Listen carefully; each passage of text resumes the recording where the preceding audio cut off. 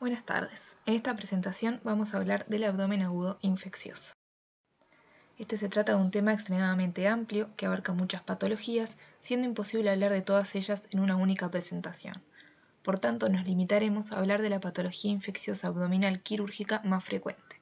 Incluye la apendicitis aguda, la colecistitis aguda, la enfermedad diverticular complicada y el ulcus gastroduodenal perforado. Vamos a empezar por la apendicitis aguda. La apendicitis se define como un proceso inflamatorio agudo del apéndice secal. Este es el cuadro abdominal quirúrgico más frecuente. El diagnóstico de apendicitis aguda es clínico, pudiendo apoyarse en estudios de imagen, en ciertos casos, como comentaremos más adelante. De no ser diagnosticado en forma oportuna, puede evolucionar a complicaciones de elevada morbimortalidad. Como mencionamos, el diagnóstico de apendicitis aguda es clínico, presentándose en la mayor parte de los casos con la tríada de Murphy, conformada por dolor abdominal, náuseas o vómitos, que no suelen ser muy abundantes, y fiebre. El dolor abdominal suele seguir el esquema cronológico de Murphy, iniciando como un dolor a nivel periumbilical que en la evolución migra a la fosa ilíaca derecha, siendo máximo en el punto de McBurney. Topografía de la unión del tercio externo con los internos de una línea que une el ombligo con la espina ilíaca anterosuperior derecha. Pese a que el diagnóstico es clínico, ciertos estudios paraclínicos apoyan el mismo y permiten descartar diferenciales.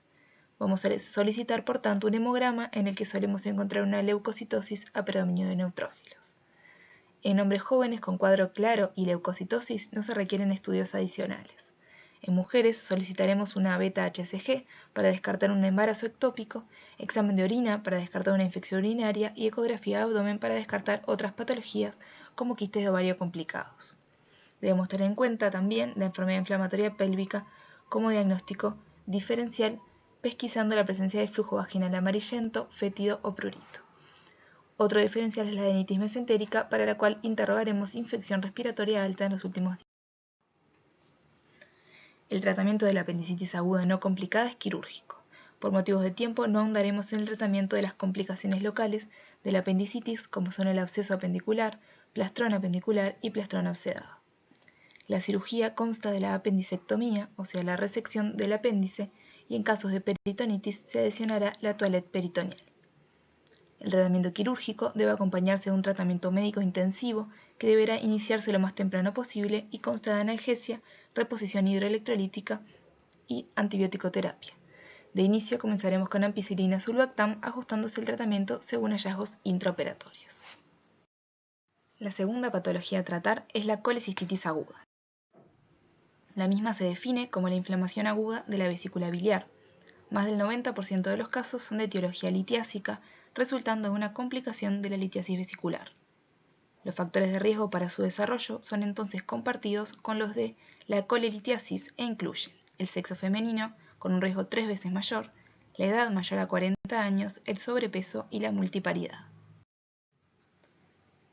La patogenia de la colecistitis está dada por la impactación de un cálculo a nivel del cuello vesicular o bacinete, desencadenado por una contracción vesicular en respuesta a la liberación de colecitoquininas tras la ingesta de alimentos ricos en grasas. El cálculo impactado lesiona la mucosa, provocando el contacto del contenido vesicular con las capas profundas de la pared, lo que causa edema parietal.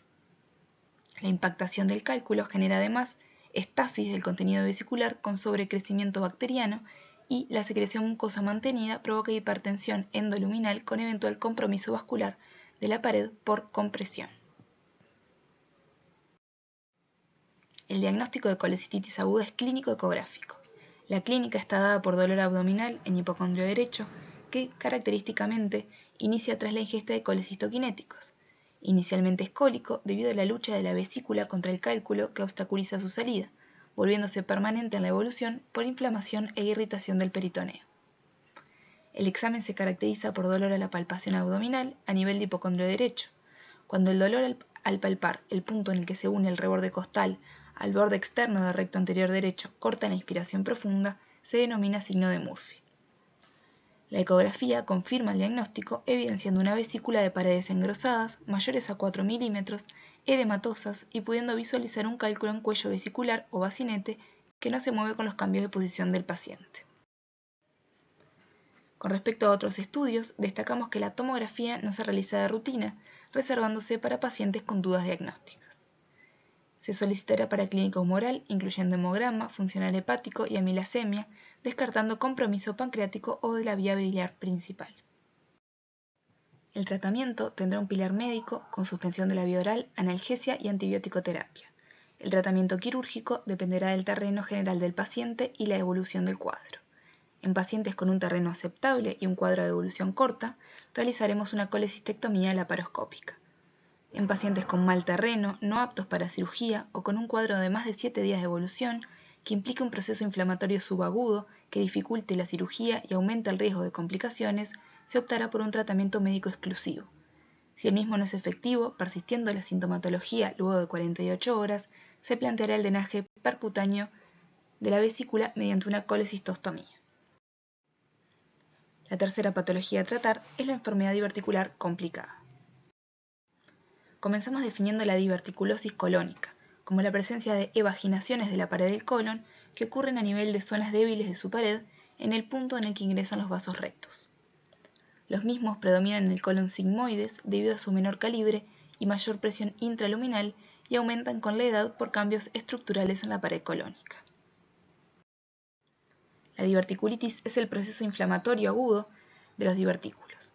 El mismo ocurre por impactación de partículas o coprolitos en su luz que los obstruyen y generan edema, hipertensión y sobrecrecimiento bacteriano en su interior.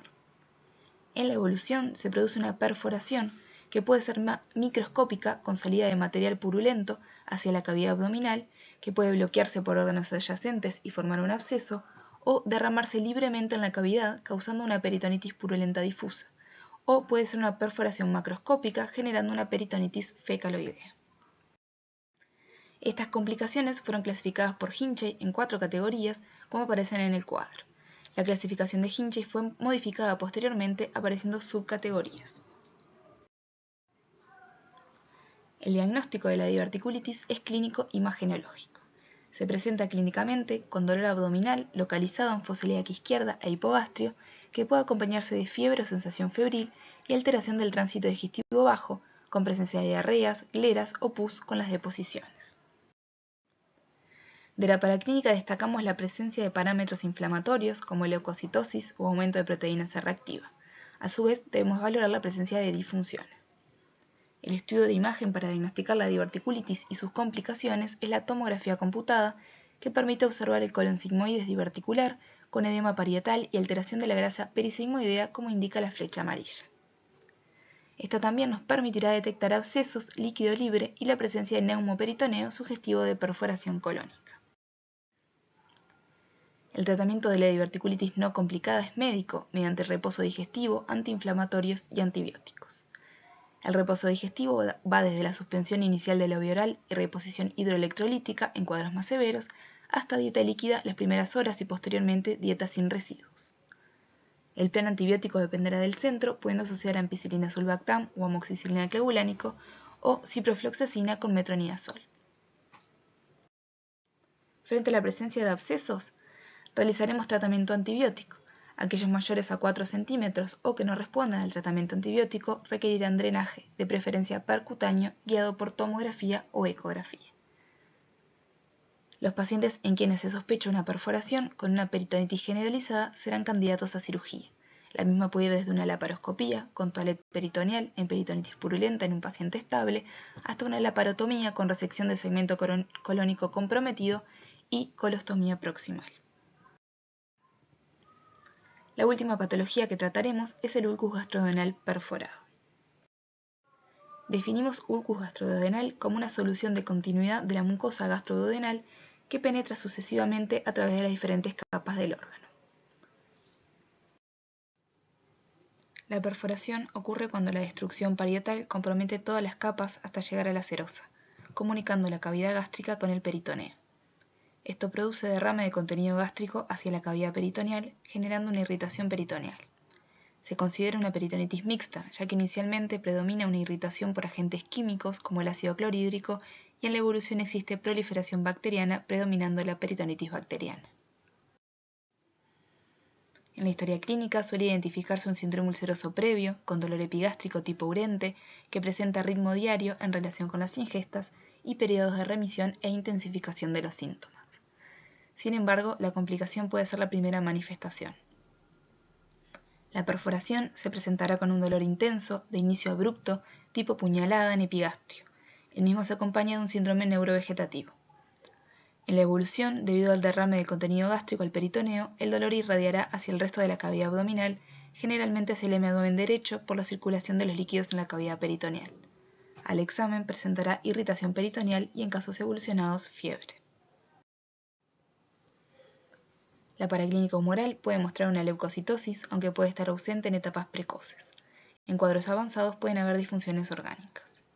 La radiografía de tórax con enfoque diafragmático permitirá confirmar la presencia de neumoperitoneo, que nos confirma la perforación de víscera hueca. El mismo se observa a nivel subdiafragmático y se señala con las flechas blancas en la imagen. En casos en que se mantenga la duda diagnóstica, podrá solicitarse una tomografía de abdomen que permitirá confirmar el neumoperitoneo, la presencia de líquido libre y alteraciones inflamatorias en el gastroduodeno que sugieran la etiología del cuadro. La laparoscopía puede considerarse un estudio diagnóstico en casos de peritonitis de causa no clara. La misma también es terapéutica en muchos casos. El tratamiento del ulcus perforado es quirúrgico, acompañado por un tratamiento médico que consta de antibiótico-terapia, reposición hidroelectrolítica y eventual soporte de órganos en falla. La antibiótico-terapia será dirigida a los gérmenes del tracto digestivo superior, siendo suficiente generalmente la ampicilina sulbactam. La cirugía consta en el cierre de la úlcera y la toilette peritoneal, o sea, el lavado, aspiración y secado del peritoneo. La misma suele realizarse hoy en día por laparoscopía, pero puede requerirse un abordaje laparotómico en úlceras grandes y muy friables. En suma, hemos discutido las patologías infecciosas abdominales quirúrgicas más frecuentes, su forma más frecuente de presentación y su algoritmo diagnóstico y tratamiento. Sin embargo, por lo breve de la exposición, se trataron estos temas de forma superficial y se recomienda profundizar los mismos en los diferentes textos. Muchas gracias por la atención.